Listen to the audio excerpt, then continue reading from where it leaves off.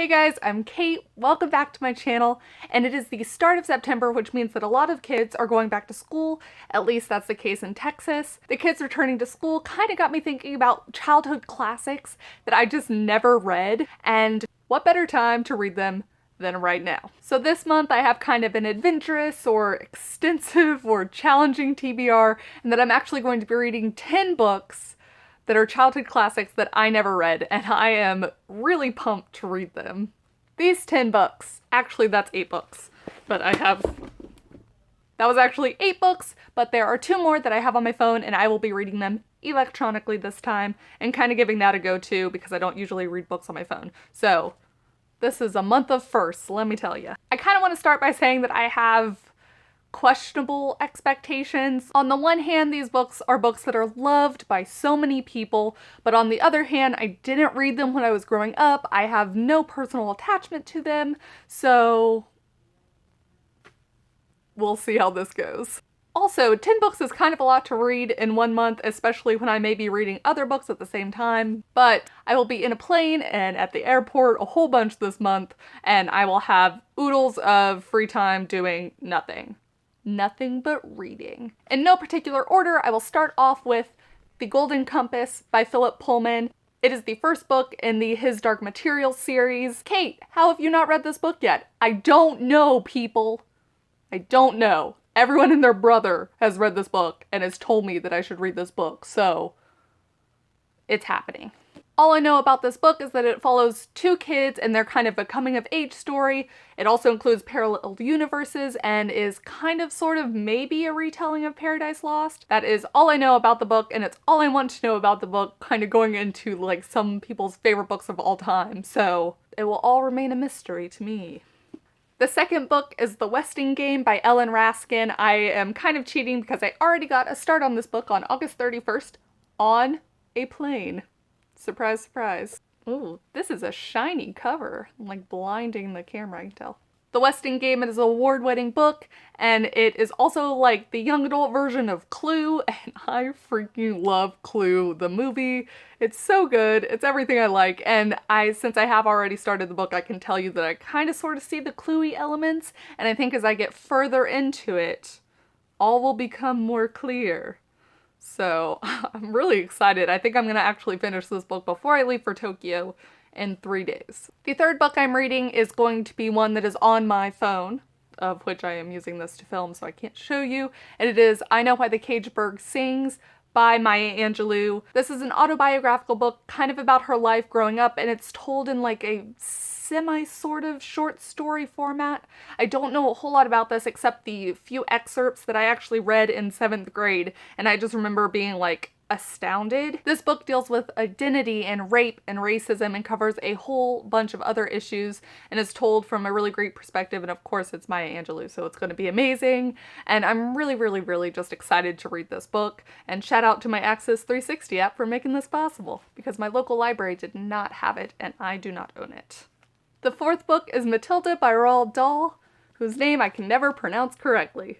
I'm in that league of people who watched the movie a whole bunch as a kid and absolutely loved it, but never actually read the book, so now is the time that I'm going to be correcting that. If you haven't read the book or seen the movie, Matilda is about this kind of extraordinary girl who's living in really kind of awful circumstances, and she befriends this adult teacher. Together they kind of guide each other through life, and I remember being absolutely terrified by one of the antagonists as a kid, Madame Trunchbull, and oh my gosh. So it'll be interesting to see if she terrifies me just as much in book form.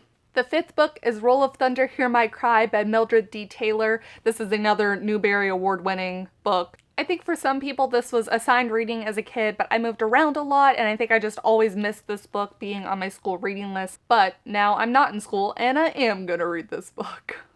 Roll of Thunder, Hear My Cry follows Cassie Logan and the rest of her family as they deal with the poverty and racism attached with the Great Depression era Mississippi.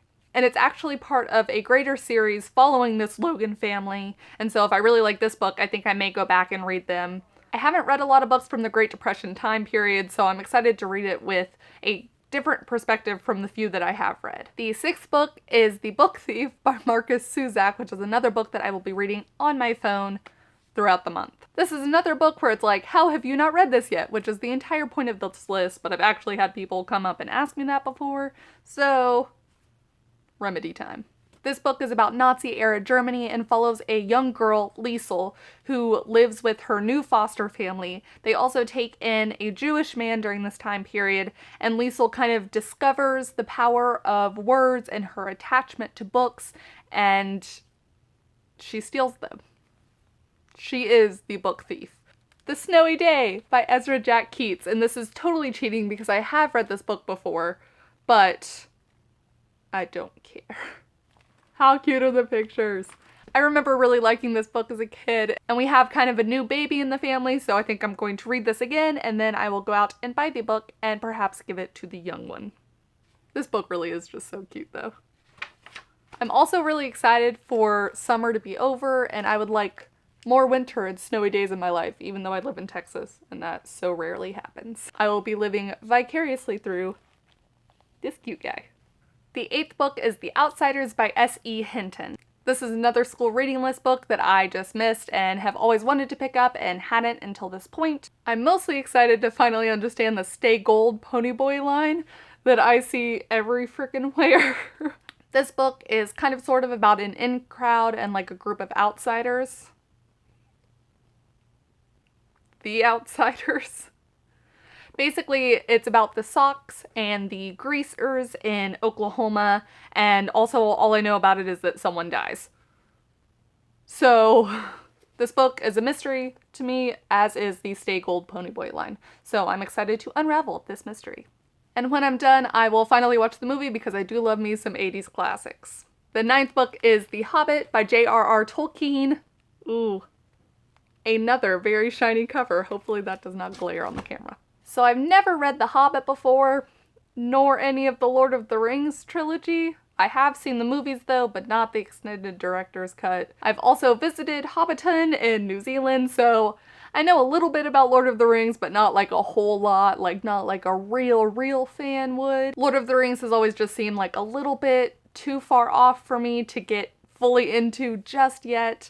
Maybe just like a little bit too big or something, I don't know. I've read bigger books. I don't have an explanation for why I haven't wanted to pick up Lord of the Rings yet, because I did enjoy the original trilogy of movies, but I decided the best place to start would be The Hobbit. I will finally see what all the fuss about J.R.R. Tolkien is about. The Hobbit follows Bilbo Baggins and is kind of our introduction to Middle-earth and Gandalf and Gollum and all of the wonderful lore that is Lord of the Rings. And while I love Benedict Cumberbatch and Martin Freeman, I do not think this is a movie series that I will watch after I read the book, just because I did try and watch the first Hobbit movies. I watched 1.5, The Desolation of Smaug. I don't know.